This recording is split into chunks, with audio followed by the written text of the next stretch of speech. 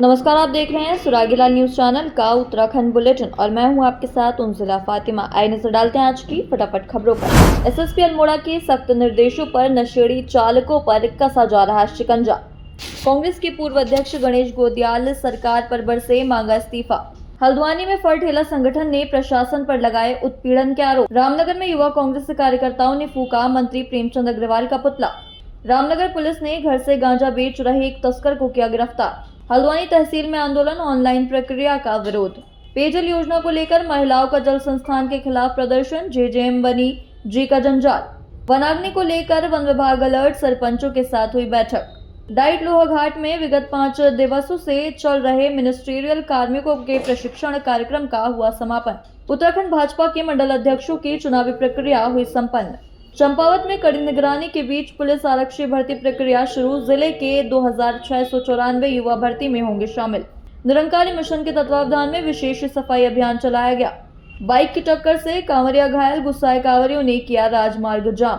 अब खबरें विस्तार से।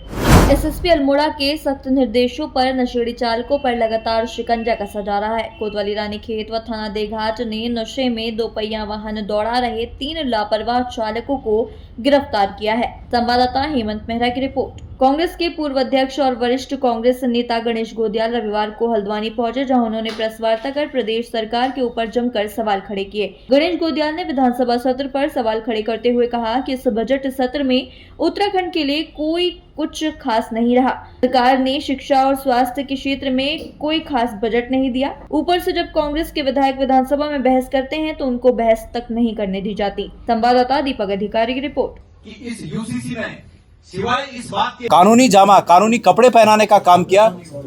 इस देवभूमि में यहाँ की संस्कृति को सरकार ने इसके माध्यम से कलंकित करने का काम किया। और कांग्रेस पार्टी जब 2027 में यहाँ की जनता के आशीर्वाद से सत्ता में आएगी, हम इस कानून का इसकी दोबारा समीक्षा करेंगे। हल्द्वानी शहर में फल ठेला संगठन द्वारा नगर निगम में जबरदस्त विरोध प्रदर्शन करते हुए नगर प्रशासन और पुलिस प्रशासन सहित नगर निगम के खिलाफ गरीब फल ठेला व्यवसायियों का उत्पीड़न करने का आरोप लगाया गया। नगर निगम में प्रदर्शन करते हुए उन्होंने कहा कि शहर में हर कोने में गरीब लोगों का उत्पीड़न हो रहा है। वेंडिंग जोन और नॉन वेंडिंग जोन को प्रशासन आज तक नहीं बना पाया और हर बार प्रशासनिक अधिकारियों के तालमेल के अभाव का खामियाजा फल और ठेला वाले चुकाते हैं। संवाददाता दीपक अधिकारी की रिपोर्ट।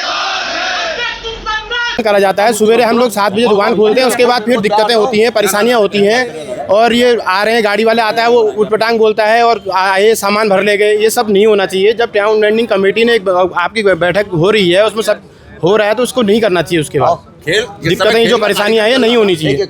रोज परेशानियां हो रही हैं, रोज वही परेशानियां। रोज आप वेंडिंग जोन बना रहे हैं, रोज उसको निरस्त कर दे रहे हैं। कभी कहते हैं वेंडिंग जोन है, कभी कहते हैं नहीं है। तो नगर आयुक्त ने, कुमारी श्री ऋचा सिंह जी ने हमें वहाँ पे जगह दी। जगह देने के बाद हमसे कहा आप इतने एरिया में रहेंगे। हम उतने एरिया में थे। फिर भी कल आने के बाद कल सिटी मजिस्ट्रेट साहब ने आके मेरा 500 रुपये का चालान करा, मेरा ठेला उठा के फेंक दिया और कह रहे हैं कि आप यहाँ से ठेले हटाइए, जबकि वो वेंडर जोन घोषित है, लेकिन वहाँ लगाने ही नहीं दे रहे। वेंडर जोन में हमारा पूरा उत्पीड़न हो रहा है। जब आते हैं तब ठेला उठा के फेंक देते हैं, कभी पुलिस वाले आते हैं वो ठेला उठा के फेंक देते हैं। हम लोग जाए तो जाएगा। हर एक के ऊपर, किसी के ऊपर 20,000, किसी के ऊपर 50,000, किसी के ऊपर 30,000 का लोन है। कहाँ से चुकाए? हमारी मांगे ये है कि जो वेंडिंग कार्ड बनाए गए 10 साल में 4 बार सर्वे हुआ है। 10 साल में 4 बार सर्वे हुए हैं और आज तक उस सर्वे को इन्होंने सर्वे पे सर्वे कर रहे हैं। वेंडिंग जोन पे 31 वेंडिंग जोन बनाए गए, लेकिन आज तक भी एक वेंडिंग जोन के स्थापित नहीं किया गया। उसकी क्या वजह थी? अभी नए मेयर साहब आए, हम उनका स्वागत करते हैं, अभिनंदन करते हैं। उन्होंने वेंडिंग जोन के लिए बोला, लेकिन 10 साल में मेयर साहब ने पूर्व में भी ऐसे 10 साल हमारे साथ गुजारे हैं। आगे क्या होगा पता नहीं, लेकिन हमारा उजारीकरण हनन शुरू हो चुका है। हमारा माल उठाया जा रहा है, हमारे ठेले के कच्चे माल को नष्ट किया जा रहा है, धराशायी किया जा रहा है। हमारे वेंडिंग जोनों को ही नगर निगम प्रशासन, पुलिस प्रशासन और नगर प्रशासन, सिटी मजिस्ट्रेट साहब में आपस में तालमेल नहीं है।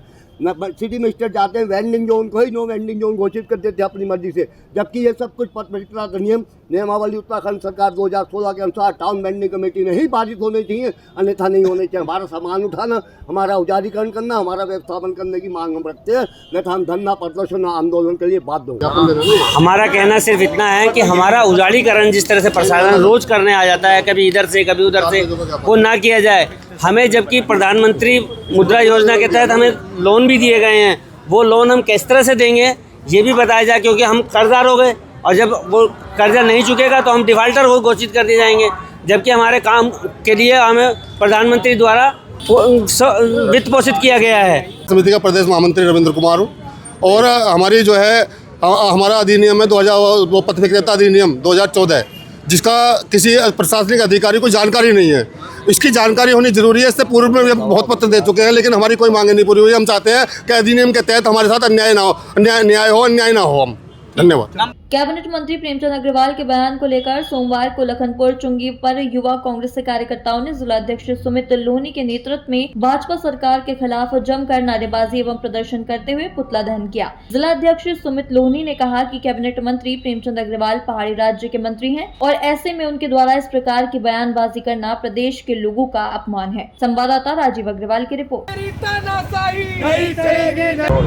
पुतला फूका है प्रेमचंद अग्रवाल का, क्या है पूरा मामला? देखिए, बेहद ही गंभीर मामला है। अभी विगत कुछ दिनों पूर्व जो उत्तराखंड के कैबिनेट मंत्री प्रेमचंद अग्रवाल जी द्वारा पहाड़ियों के लिए अपशब्द यहाँ पर बोले गए थे और जो हम जिसकी बहुत कठोर निंदा करते हैं और उनको बताना भी चाहते हैं कि आप पहाड़ी राज्य के मंत्री हैं और आप पहाड़ी राज्य में रहने वाले लोगों को ही अपशब्द कह रहे हैं, तो आप यहाँ का विकास क्या करेंगे? जिसके विरोध में हमने आज पुतला दहन किया है और उनको मांग करी है कि वो अपने शब्दों में सही उच्चारण करते हुए पूरे उत्तराखंड राज्य की जनता से माफ़ी मांगे और अपने मंत्री पद से इस्तीफा दे। और इस्तीफा इसलिए दे क्योंकि वो जिस राज्य में रहने वाले लोगों की इज्जत नहीं कर सकता है, तो वो मंत्री क्या इस राज्य का विकास करेगा, क्या यहाँ के लोगों का आगे बढ़ाएगा? तो हम मांग करते हैं कि वो जल्द से जल्द इस्तीफा दे, जिसके लिए युवा कांग्रेस ने आज विरोध करते हुए पुतला दहन करते हुए धामी सरकार, मंत्री प्रेमचंद अग्रवाल और उनके तमाम भाजपा जितने भी हैं यहाँ पर जो मौन बन के बैठे हुए हैं, जो पहाड़ियों का अपमान हो रहा है और जो वोटों के टाइम पे पहाड़ियों से वोट मांगने आते हैं और कहते हैं पहाड़ी राज्य है हमारा, राज्य पूरे विश्व में प्रसिद्ध हो रहा है। ऐसे विश्व में प्रसिद्ध हो रहा है जिस राज्य में उत्तराखंड सरकार के कैबिनेट मंत्री ही ये पहाड़ी राज्य में रहने वाले लोगों के लिए अपशब्द कर रहे हैं, तो हम इसकी कठोर निंदा करते हैं और काफ़ी खेद भी जताते हैं, जिससे हमने मांग करते हुए पुतला दहन करते हुए मंत्री पद से इस्तीफा देने की मांग करी है प्रेमचंद अग्रवाल जी। रामनगर में गठित पुलिस टीम की सूचना पर उक्त क्षेत्र में जाकर घेराबंदी करते हुए एक घर के अंदर दबिश दी गई और मौके पर पुलिस ने नशे के एक सौदागर को रंगे हाथों पकड़ लिया। सोमवार को घटना के संबंध में जानकारी देते हुए वरिष्ठ उप निरीक्षक मोहम्मद यूनुस ने बताया कि पुलिस टीम ने इसी क्षेत्र में रहने वाले मुजफ्फर अली उर्फ पारे को गिरफ्तार कर घर के अंदर से 58 गांजे की पुड़िया बरामद की। संवाददाता राजीव अग्रवाल की रिपोर्ट। सर, पुलिस ने फिर नशे के खिलाफ कार्रवाई की है, गांजा तस्कर गिरफ्तार किया है, क्या है पूरा मामला? कल दिनांक 23 फरवरी को हमारे द्वारा पुलिस टीम के द्वारा एक गांजा तस्कर मुजफ्फर अली को उसके घर से लगभग 58 पाउच गांजे के साथ गिरफ्तार किया है। गिरफ्तार कर उसको माननीय न्यायालय रिमांड हेतु भेजा गया है। हल्द्वानी तहसील में दस्तावेज लेखकों द्वारा हड़ताल शुरू कर दी गई है। दस्तावेज लेखकों का कहना है कि रजिस्ट्री सहित यूसीसी के अन्य प्रक्रियाएं ऑनलाइन होने के चलते निबंधन कार्यालय में उनके द्वारा संपादित किए जाने वाले कार्यों में दिक्कत आनी शुरू हो गई है। उनका कहना है कि ये सब कार्यवाही मैनुअल होनी चाहिए। संवाददाता दीपक अधिकारी की रिपोर्ट। देखिए, लोग जो ऑनलाइन रजिस्ट्री कर रहे हैं, अब इसमें हम सब दस्तावेज लेखकों के हित प्रभावित हो रहे हैं। पेपरलेस करना चाह रहे हैं पूरा। इतने लोग तहसील हल्द्वानी में काम करते हैं, दस्तावेज लेखक हैं, अधिवक्ता गण हैं, हमारे स्टाम्प विक्रेता हैं, पहले से इन्हें ऑनलाइन स्टाम्प कर दिए। उससे वजह से हमारे छोटे जो स्टाम्प विक्रेता हैं उनको बहुत परेशानियाँ हुई। इसी प्रकार से ये जो ऑनलाइन रजिस्ट्री कर रहे हैं, इसमें हम सब दस्तावेज लेखक लोग बेरोजगार हो जाएंगे। इसके प्रति भी सोचना आवश्यक है। तो क्या मांग है आप लोग की? हम तो ये चाहते हैं जो चला आ रहा है पंजी वही चलना चाहिए, जो पहले से प्रक्रिया चली आ रही है। किन प्रकार की रजिस्ट्रियों में दिक्कतें होंगी? सभी रजिस्ट्रियों में होंगी या कुछ में होंगी? नहीं, जब ऑनलाइन कर देंगे तो सर फिर तो सब ऑनलाइन सब लैपटॉप से ही हो जाएगा ना। वो तो हम लोग का तो बैठना और हमारे लाइसेंस सब बेकार। रजिस्ट्री होने से सबसे ज़्यादा दिक्कत जो है दस्तावेज लेखकों को है। स्टाम्प विक्रेताओं, स्टाम्प वेंडरों के सारे जो है स्टाम्प चालान से जमा हो जाएंगे। तो हमारा तो सरकार ये चाहे तो अगर ऐसा करी तो फिर हमारे लाइसेंस भी वापस ले ले, सबके लाइसेंस खत्म कर दे, सबको बेरोजगार। कम से कम उत्तराखंड में हजार स्टाम्प विक्रेता, दस्तावेज लेखक, इन्हीं से रोजी रोटी हमारी चलती है। हमें जो 1% कमीशन मिलता है उसी से हम अपने घर बार भी चलाते हैं और उसी से जो है सब हमारे साथ जितने लोग जुड़े हुए हैं उनको भी हम उसी से पैसा देते हैं और इस बिजली का खर्च भी उसी से निकालते हैं। सब कुछ हमारा जो है उसी से निकलता है। देखो, केंद्र सरकार से लेकर राज्य सरकार ने जो एडवोकेटों का उत्पीड़न शुरू कर दिया है, चाहे वो हमारे सिविल कोर्ट हैं, चाहे तहसील परिसर में है।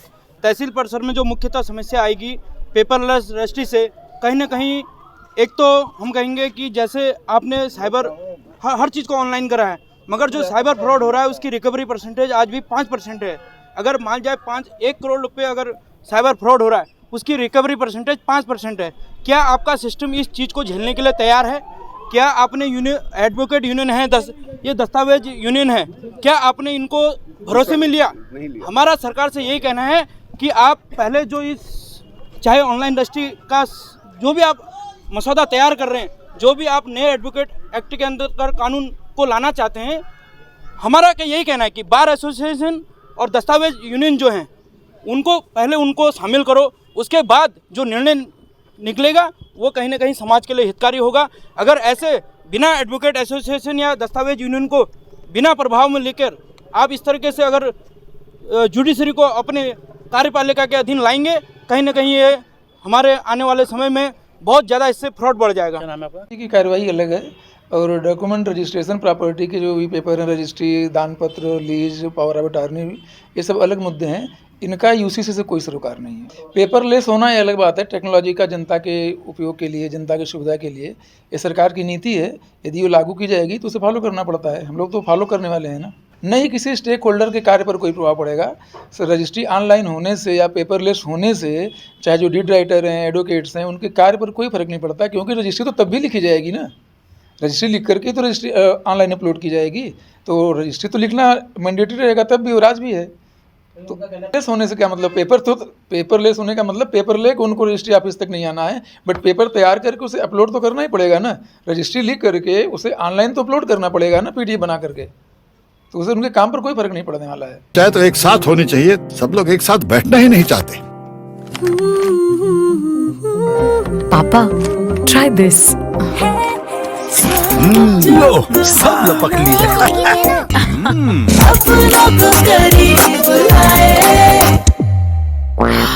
ये क्या हाल कर दिया है रूम का? बस कल से चाय मेरे रूम में। देवर पर नमकीन। प्रधानमंत्री नरेंद्र मोदी की जन कल्याणकारी हर घर नल हर घर जल योजना चंपावत जिले में अधिकारियों की लापरवाही व भ्रष्टाचार की भेंट चढ़ चुकी है। रविवार को लोहाघाट ब्लॉक के सीमांत रोसाल क्षेत्र के आक्रोशित महिलाओं ने किसान नेता मोहन चंद्र पांडे के नेतृत्व में रोसाल रेट्रो पेयजल योजना निर्माण में हो रही देरी व विभागीय लापरवाही के खिलाफ रोसाल में योजना स्थल में जाकर जोरदार नारेबाजी करते हुए प्रदर्शन किया। संवाददाता लक्ष्मण विश की रिपोर्ट। हमने धरना प्रदर्शन करना नहीं है तो ना हमारी विभाग। नमस्कार, मैं मोहन चंद्र पांडे। जैसा आप मेरे पीछे देख रहे हैं, ये महिला जो है रोसाल और लूजनी रोसाल से हैं, जो पेयजल की जो है यहाँ बहुत बड़ी समस्या हो रही है। मेरे पीछे एक बोर्ड लगा हुआ है जिसमें 1.81 लाख का जो है उसमें अमाउंट लिखा हुआ है, लेकिन खाली एक बोर्ड ही लगा हुआ है। न तो यहाँ पर पंपिंग हाउस बना है, न कहीं पर लाइन डिस्ट्रीब्यूशन हुई है और न कोई टैंक बना हुआ है। जबकि हमने पिछली बार जब दिसंबर में जनवरी में जब ये मामला उठाया था, तो उस समय जो जल संस्थान के अशासी अभियंता है उनका कहना था कि 2 सप्ताह के ऊपर जो है कार्य शुरू हो जाएगा। लेकिन यहाँ 3 महीने का समय बीत गया है, न तो कोई कर्मचारी यहाँ पर आया है, न कोई ठेकेदार यहाँ पर आया है और पानी के लिए लोग परेशान हैं। ये जो है 3-4 गाँव के लिए योजना बनी हुई है, रोसाल, लोजनी, टुंटाबिस्ट और डनगांव, और खासकर रोसाल है और लोजनी है, टुंटाबिस्ट है, डनगांव है। चारों गाँव में उनमें जो है पानी के लिए हाहाकार मचा हुआ है। अगर इसको तुरंत कार्रवाई इसके ऊपर नहीं हुई या कार्य शुरू नहीं हुआ तो 2-3 दिन के अंदर जो है सारी महिलाएं लोजनी, रोसाल, डनगांव और से सारी महिलाएं जो है वो कोर्ट में आकर धरना प्रदर्शन करेंगे और जो भी उसका जो जिम्मेदारी होगी वो विभाग की होगी। गायब है, मुंशी भी गायब है, पता नहीं अब कहाँ हैं। अगर हम पानी के लिए ऐसे तड़प रहे हैं, 3 साल से 2-3 बार हमने शिकायत भी कर दी है, लेकिन कोई प्रशासन कुछ उसमें हमारी कोई सुन ही नहीं रहा है। हम डीएम कार्यालय भी जाएंगे, अगर हमारी मांग को पूरी नहीं करेंगे तो।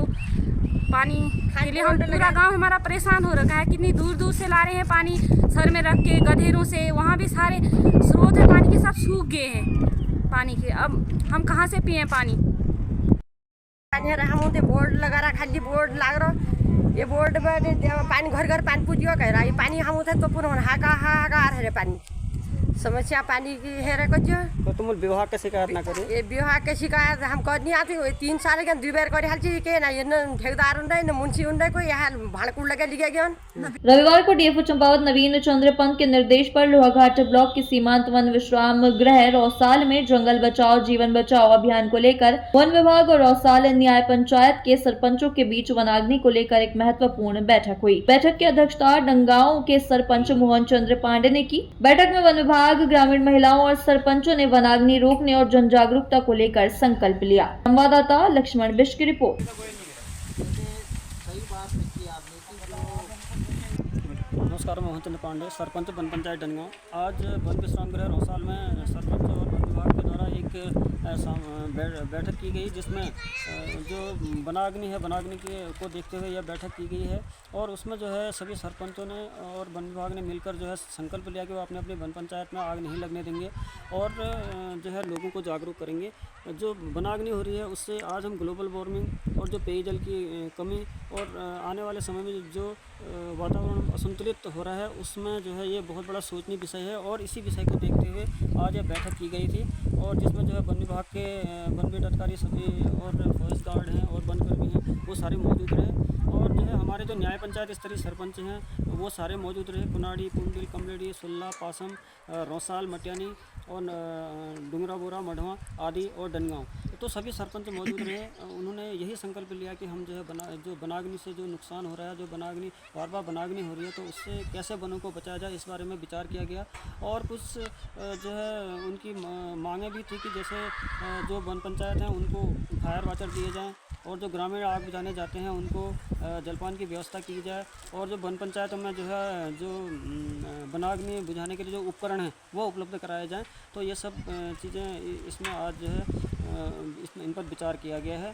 तो और हम जो है सभी जो लोग हैं, जो पब्लिक है, उससे भी हम बार बार ये अनुरोध करना चाहते हैं कि जो वनाग्नि है उसको जो है कहीं पर अगर आग लगती है तो पहले तो आप उसको बुझाएं। अगर नहीं बुझा सकते हैं तो सीधा जो वन विभाग है या उनको जो है सूचित करें ताकि जो आग लगने से बचा जा सके। और जो हम आज ये जो ग्लोबल वार्मिंग की समस्या झेल रहे हैं उससे भी बचा जा सके। तो सभी जनता से भी यही अनुरोध होगा कि अधिक से अधिक इसमें जागरूकता फैलाएं, क्योंकि बिना जन जागरूकता के यह कार्य असंभव है।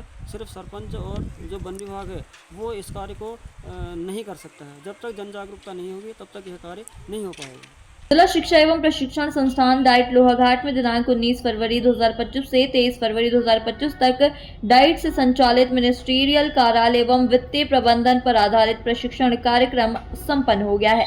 डाइट लोहाघाट में समापन कार्यक्रम प्रभारी प्राचार्य डॉक्टर अनिल मिश्रा की अध्यक्षता एवं डॉक्टर कमल गहतोड़ी के संचालन में आयोजित किया गया। संवाददाता लक्ष्मण बिष्ट की रिपोर्ट। विगत 5 दिनों से डाइट लोहाघाट में चल रहा मिनिस्ट्रियल संवर्गीय कार्यालय एवं वित्तीय प्रबंधन प्रशिक्षण आज समाप्त हो गया है। मैं इस सफल कार्यक्रम के लिए डाइट लोहाघाट की पूरी फैकल्टी का धन्यवाद ज्ञापित करता हूं उन सभी संदर्भदाताओं का जिन्होंने बड़ी सहजता से अपने संदर्भ को हमारे सभी मिनिस्ट्रियल कार्मिकों तक पहुंचाया। और अपने सभी मिनिस्ट्रियल कार्मिकों से आशा रखता हूं कि वह अपने अपने कार्यालयों एवं विद्यालयों में जाकर इस कार्यक्रम की सफलता को सिद्ध करेंगे, इसकी सार्थकता को सिद्ध करेंगे। बहुत बहुत धन्यवाद। नमस्कार। उत्तराखंड भाजपा संगठनात्मक चुनाव की दृष्टि से लगातार आगे बढ़ रही है। मंडल अध्यक्षों की चुनावी प्रक्रिया संपन्न हो चुकी है और भाजपा को नए मंडल अध्यक्ष भी मिल गए हैं। ऐसे में अब जिला अध्यक्षों के चुनाव की तरफ भाजपा आगे बढ़ रही है और मार्च तक सभी जिले के जिला अध्यक्ष भी मनोनीत हो जाएंगे। उसके बाद पार्टी को नया प्रदेश अध्यक्ष भी मिल जाएगा। संवाददाता सुनील राज की रिपोर्ट। खबर दो अभी देखिए, भारतीय जनता पार्टी एक संगठनात्मक पार्टी है और यहाँ पर संगठन के चुनाव एक अपने तय सीमा पर होते हैं। उसी क्रम में मंडल अध्यक्षों के चुनाव अभी हुए, जिसकी सूची कल जारी हुई है। इसके लिए पर्यवेक्षक की नियुक्ति भी की गई थी। पर्यवेक्षकों ने अपनी रिपोर्ट सौंपी। उसके बाद कल नए नव नियुक्त मंडल अध्यक्ष की सूची जारी हुई है। उसी क्रम में अब हमारे भारतीय जनता पार्टी के जिला अध्यक्ष की भी सूची मार्च तक जारी होगी, जिसमें उसके लिए भी हम भारतीय जनता पार्टी के लोगों ने एक पर्यवेक्षकों की तैनाती करी है। सब अपने अपने जिलों में जाएंगे, पर्यवेक्षक जो नियुक्त हुए हैं वहां से राय शुमारी करी जाएगी, नाम लेकर आए जाएंगे। फिर उस प्रक्रिया को देखते हुए फिर मार्च तक निश्चित रूप से महानगर जिला अध्यक्ष की भी घोषणा कर दी जाएगी। चंपावत जिले में पुलिस आरक्षी भर्ती प्रक्रिया आज सोमवार से शुरू हो गई है। एसपी चंपावत अजय गणपति के निर्देश व सीओ वंदना वर्मा के नेतृत्व में पुलिस लाइन चंपावत में कड़ी निगरानी व सुरक्षा व्यवस्था के बीच भर्ती प्रक्रिया संपन्न की जा रही है। एसपी चंपावत अजय गणपति के द्वारा खुद भर्ती स्थल में मौजूद रहकर निष्पक्ष तरीके से भर्ती प्रक्रिया संपन्न कराई जा रही है। संवाददाता लक्ष्मण बिष्ट की रिपोर्ट। उत्तराखंड पुलिस की आरक्षी भर्ती प्रक्रिया है, ये चंपावत जिले में 24 फरवरी से 1 मार्च तक चलेंगी। इस पूरे भर्ती प्रक्रिया में चंपावत जिले में 2694 बच्चों द्वारा शारीरिक परीक्षा में पार्टिसिपेट किया जाएगा, जिसमें 5 इवेंट है टोटल। 4 इवेंट ये फील्ड में है, जिसकी तैयारी हमने पूरी तरीके से कर ली है। बॉल थ्रोइंग इवेंट है, एक लॉन्ग जंप वाला इवेंट है, चिनअप है, दंड बैठक, ये फील्ड वाले इवेंट्स है। तो इसके संबंध में सभी को कल ब्रीफिंग करके सभी की ड्यूटीज़ लगवा के उनको कल निर्देश दिए गए थे। एक इवेंट हमारा जो रनिंग वाला है वो क्योंकि यहाँ पे रनिंग ट्रैक की अनअवेलेबिलिटी की वजह से ये मुडियानी से पुलिस लाइन तक ये 3 किलोमीटर का रनिंग का ट्रैक ऑन रोड किया जाएगा। तो ये इवेंट 5वां इवेंट है। इसी के संबंध में भी सभी को ट्रैफिक ड्यूटीज़ को और लोकल पुलिस स्टेशन को भी बताया गया है और आवश्यक दिशा निर्देश दिए गए हैं। देखिए, ये भर्ती प्रक्रिया जो होती है उसकी सैंक्टिटी मेंटेन करना ये सभी की जिम्मेदारी होती है। तो इसलिए हमने इसको निष्पक्ष तरीके से कराने के लिए हर इवेंट को वीडियोग्राफी के तहत कवर करने के लिए सभी जगह पे ड्यूटीज़ लगाई है। तो कोई भी जो भी शारीरिक परीक्षा में पार्टिसिपेट करेगा वो अंडर वीडियोग्राफी ही सभी इवेंट्स करेगा। दूसरी बात, जो हमारे सभी इवेंट्स है इसमें गैजेटेड ऑफिसर्स के देखरेख में ही ये इवेंट्स होंगे। विदाउट गैजेटेड ऑफिसर कोई भी इवेंट नहीं होगा। और अन्य जो हमारे आयोग की तरफ से जो दिशा निर्देश आए थे उनका तंतोतंत पालन किया जाएगा। खटीमा में आज निरंकारी मिशन के तत्वावधान में विशेष सफाई अभियान प्रोजेक्ट अमृत के तहत चलाया गया, जिसमें निरंकारी सेवा दल और SNF के सदस्यों ने बढ़ चढ़ कर हिस्सा लिया। मुख्य कार्यक्रम छठ पूजा सरोवर railway station Sanjay park Khatima पर हुआ, जहां पर सरोवर की सफाई स्वच्छ जल स्वच्छ कल को साकार करते हुए किया गया। संवाददाता ईश्वर सिंह की रिपोर्ट। की ओर से आज प्रोजेक्ट अमृत पर स्वच्छ जल स्वच्छ कल के ऊपर आज ये सफाई अभियान शुरू किया गया, जो हमारा छठ पूजा का स्थान संजय पार्क, वहाँ सफाई अभियान किया। और ये अब तहसील प्रांगण में आकर के ये सारे सेवा दल के भाई बहन और SNCF के मेंबर सारे साध संगत मिलजुल करके सफाई अभियान किया। और यहाँ से ये मैसेज जा रहा है कि प्रदूषण अंदर हो या बाहर दोनों ही हानिकारक है। निरंकारी बाबा हरदेव सिंह जी महाराज का ये आह्वान था। तो हमने अपने मनों में भी स्वच्छता रखनी है, अपने पर्यावरण में भी स्वच्छता रखनी है। प्यार से बोलना, धन्यवाद जी। चाहे तो एक साथ होनी चाहिए, सब लोग एक साथ बैठना ही नहीं चाहते। पापा, try this. लो, सब लपक लिए।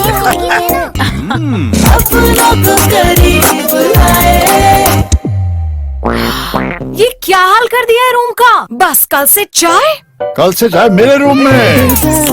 देवर पान नमकीन। खबर उत्तराखंड के उधम सिंह नगर जिले से आ रही है। उधम सिंह नगर जिला अंतर्गत किच्छा कोतवाली क्षेत्र में हरिद्वार से पैदल गंगाजल लेकर लौट रहे कांवरिया को बाइक ने टक्कर मार दी। घटना में कांवरिया गंभीर रूप से घायल हो गया। घटना के बाद गुस्साए कांवरियों ने किच्छा रुद्रपुर राष्ट्रीय राजमार्ग जाम कर दिया। सैकड़ों की संख्या में पुलिस प्रशासन के खिलाफ मोर्चा खोलते हुए कांवरियों ने राजमार्ग पर जाम लगाते हुए प्रदर्शन करना शुरू कर दिया। संवाददाता राजू सहगल की रिपोर्ट। सर अभी सर ये जो दुर्घटना सर घटी है सर, अभी सर बेशक से इन्होंने सर कोई भी सर रोकथाम लगा दी हो, इससे पहले सर कोई भी रोकथाम नहीं थी। रुद्रपुर से लेकर यहाँ तक कोई भी नहीं सर, कोई भी नहीं सर। हमारे कांवरियों को लोग रोक रहे हैं, प्रशासनिक लोग रोक रहे हैं कि आप रुक जाओ, पहले सवारी को निकल जाने दो। बताइए ये सर कौन सी बात हुई? साइड से डंपर जा रहा, पूरा हिला के जा रहा, पूरा। बताइए सर, बताइए ये सर सुविधाएं थोड़ी होती हैं। चोट लगी कांवरिया ठीक है सर? अभी सर कोई सर सूचना नहीं मिली है। बेशक सर कुछ लोग वहाँ पर मौजूद हैं और सर जैसे सर सूचना मिलेगी सर बता दिया जाएगा। बोला कहाँ का तो कुछ पता लगा? नहीं सर ऐसा सर कुछ आप लोग क्या चाहते? बोले गबिया बोले एक कांवड़िए को आज सवेरे एक मोटरसाइकिल से टक्कर लग गई थी, हल्की चोटें आ गई थी उसको, तो इससे आक्रोशित होकर उन्होंने थोड़ा अपनी गाड़ियों को लगाकर यहाँ पे जाम कर दिया था।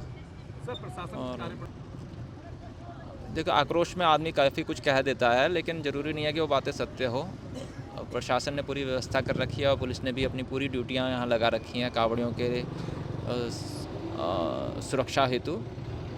और ऐसा कभी हो सकता है, ये हो गया, ऐसा अनहोनी कभी कभी हो जाती है, तो उसको हल्की चोटें ही आई हैं और हम पूरी उनकी सेवा के लिए तत्पर हैं। महत्वपूर्ण थी। एक तो जो वन वे का विषय था कि सुरक्षित यातायात हो, इसके लिए पुलिस ड्यूटियां लगी हैं।